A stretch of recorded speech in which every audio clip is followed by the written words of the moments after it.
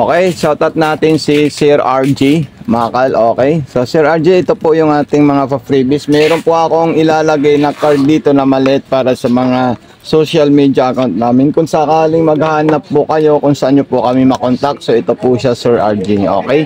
Basahin nyo lang po ito at pa-unbox po na nakashield yung ating sewing machine. TikTok shop, Mato Sewing Machine. Facebook page, Mato Sewing Machine Vlog. YouTube, Mato Sewing Machine. So, okay. So, unang-una po, Sir RG, unahin natin kung paano po tayo magwa-wiring diagram. At then next, ituturo natin sa iyo yung mga spec at saka details kung paano po natin gagamitin yung ating sewing machine. Okay? Ito munang transformer natin ang gagamitin natin para dito. Okay? So, ito pong wire ng transformer natin, idedirekta po natin ito sa outlet. Isasaksak natin yan sa outlet. Okay? Then, meron po tayong wire dito na built-in kasi mechanical po siya. Okay, so dito po natin yan isasaksak, Sir RJ, ayan. Okay, then may power po tayo doon sa gilid. Ayun po siya, kulay itim. Okay, so isasaksak po muna to sa power outlet natin. Ayan po siya. Then magkakaroon po siya ng ilaw. Ayan. Pag nagkaroon po siya ng ilaw, tayo po ay magpapaliwanag na ng details or spec ng ating sewing machine. Unang-una po, Sir RJ, tatandaan nyo po, ito po yung button start natin. Okay, up and down needle position, reverse, speed control. Okay, ito depende po kung ano pong gagamitin mo. Pwedeng ito, pwede rin dito, kahit hindi na. Dito tension, dito provider ng straight pag 0, pag zigzag, meron pong 1, 2, 3, 4, 5. Then dito distance. Okay, kung gusto niyo po mga borda para sa mga landap katulad nito, so dito po tayo kukuha. Yung mga makakapal at mga iba't ibang klaseng design, so pwede niyo po gawin para dito. Okay? Dito naman po sa bandang kanan, ito po yung option selector ng ating design. Ayan. Kung ano po yung gusto natin. May dalawang klase po tayo dito, symbol 1 at saka symbol 2. Okay, pag gusto niyo po yung symbol 1 at saka symbol 2, so dito po tayo kukuha. Meron po tayo makikita dito na S2 at S1. Ayan. So yun lang po yung pagbibisan mo dito sa S1 at saka S2. Pag sinunod nyo po ito, S1 din dito, yun na po siya. Halimbawa, ito, nasa number 10. So, number 10, pang piping. So, dapat, kung gusto mo kunin yung pang piping na S1, ito po siya. Kung gusto mo kunin ng S2, ibabalik mo to sa S2. Ayan. So, yun po yung lalabas sa number 10. Isa lang sila ng selector dito. Itong sa dalawa, tatlo, 1, 2, 3. Isa lang sila ng selector. Dito sila nagkakaiba sa mga sa spacing, okay, or distance. Okay na po ba yun, Sir RJ? Susunod na natin and next na natin yung final. Demonstrate natin dito paano po tayo maglalagay ng sinulid sa ilalim. Unang-una po, Sir RJ, i-click natin or i-open muna natin to. Pag na-open natin yan, tatanggalin natin yan. Okay? So ito po yung bobbing natin, Sir RJ. Okay? Then tatanggalin natin yung sinulid natin sa itaas. Ayan naman po siya. Okay? So, final na po yan, Sir RJ. Didi muna natin lahat ang pwede natin gawin dito. Okay, Sir RJ. Unang-unang ilalagay natin ito, Sir RJ. Ayan, mayroon pong etiketa rito or indicator.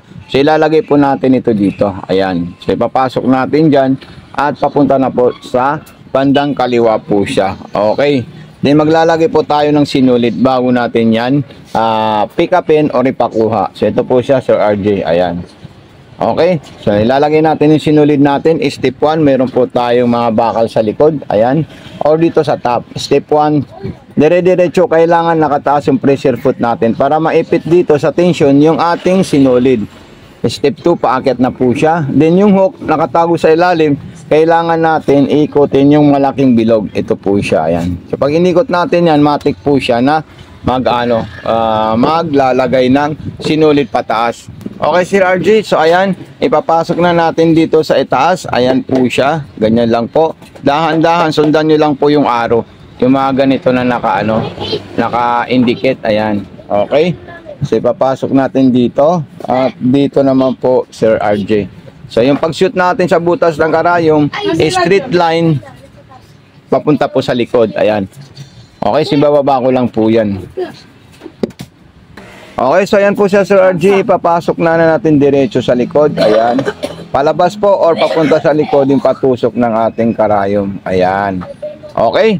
Then sunod natin dyan, Sir RJ, tayo po ay pipick upin natin yung sinulid. Paano po siya? Etong bilog dito na handwheel, ikutin natin yan. Ayan, ang dahan-dahan, paharap, pababa. Ayan. Okay. So makikita nyo po, yung sinulid na dalawa, sila po ay magsasama. Pag hinila ko po ito, ayun po silang dalawa. Ayan, nagsama na po sila. Then ipapakain natin sa kanya. At ang tama pong posisyon ng ating sinulid sa may bobbing, tingnan nyo po siya, Sir RJ, kasi po, ano po siya, naka-slanting. Ayun po yung tamang ano niya. Okay? O di mo muna siya tatanggalin hanggat hindi po kabisado po, Sir RJ. Ayan. Okay. So ngayon, ito yung sample natin, pero gagawa tayo ng ulit. Gagawa tayo ulit ng mga pangborda natin sa landap or kahit anong klaseng tela. Okay? So kung ang gusto natin, Sir RJ, is yung mga normal stitch or yung ordinary stitch niya, nandito po siya. At ikutin natin yung selector dito. Punta muna tayo sa number 1. Okay? So number 1, straight line. Ayan, straight line lang po tayo, Sir RJ. Pipindutin natin yan. Okay? So itong ano, ilalagay muna natin ito sa number 4. Ayan, dito 0. Ayan. So ayan po siya, Sir RJ, ha. Ordinary po itong nandito sa itaas. Ordinary pattern or ordinary design. So ito na po siya, Sir RJ. Yung mga ordinary natin, katulad ng panahilang po at mga zigzagger. So ito po siya. Ayan. Kita nyo talaga siya, Sir RJ. Ang ganda ng performance niya. Okay? Ngayon, kung gusto nyo pong masinsin or dikit-dikit, so siyempre, ito pong nandito, bababaan natin siya sa numerong number 2. Ayan. Speed control, tama na po yan. Then yung reverse, ito po yung reverse natin. Ayan. Long press, atras na po siya. Then kung gusto nating zigzagger, isi-select natin siya sa number 2. Ayan, zigzag na po yung lalabas po dyan. Pag ito inilipat natin, ilipat natin ito, Sir RJ. Okay? Pinakamalaki, number 6. Yung normal na zigzag natin, pwede siyang pa number 4. Ito, pwedeng pa number 1. Ayan. Okay, so ayan po siya, Sir RJ. Ayan, kung may mga katanungan po kayo, wag po kayo mahihiya mag-video call sa ating page, Mato Sewing Machine Vlog, or mag-comment at mag-message para malaman namin. Okay? So ayan na po siya, Sir RJ. Okay, so gagawin natin yung mga design natin, yung pamborda sa landap. Ito na po siya. Okay? Ilalagay natin siya sa number 7 or number 6. Dito muna tayo sa number 5. Ayan, punta tayo sa number 5. Okay? So pwede nyo po tayo sagad at pwede nyo po tayo lagay sa masinsin na masinsin para mabuo nyo po yung mga borda or yung mga design na gusto nyo pong ipagawa dito. Ayan. Okay. So ayan po siya, Sir RJ. Then yung number 6 naman po, ayan. Ayan, tapos yung number 7, number 8, ayan. Lahat po yan pwede nyo po ipagawa sa kanya. Tatandaan nyo lang po, yung S1 nandito tayo kukuha. Okay, yung S2 dito rin tayo kukuha kasi nandito yung S1 at saka S2. Okay, so ayan. So number 7, tapos yung number 8, ayan. Lahat po ng design nito kaya niya igawin at kaya niya itahi sa mga gusto nyo po. Ayan. Basta dito lang po tayo kukuha ng design. Sa ordinary, symbol stitch 1, symbol stitch 2. Ayan. So, ito po siya sa RJ. Ayan, napakaganda po siya at napakalupit. Ayan. Okay, din sunod naman natin dyan yung number 8. Okay, yung number 8 na design. Ayan. Scallop. Basta mag-PM lang po kayo, Sir RJ, kung mayroon po kayong mga katanungan dito sa ating sewing machine. Okay? Ito, ilalagay ko na po ito at hindi na natin tatanggalin para makita niyo. At mayroon po kayong embroidery dito na sinulid para sa landap or any kinds na tela na gagawa nyo na pang embroidery po. Ayan. So, napaka-solid po siya. Okay? So, ayan.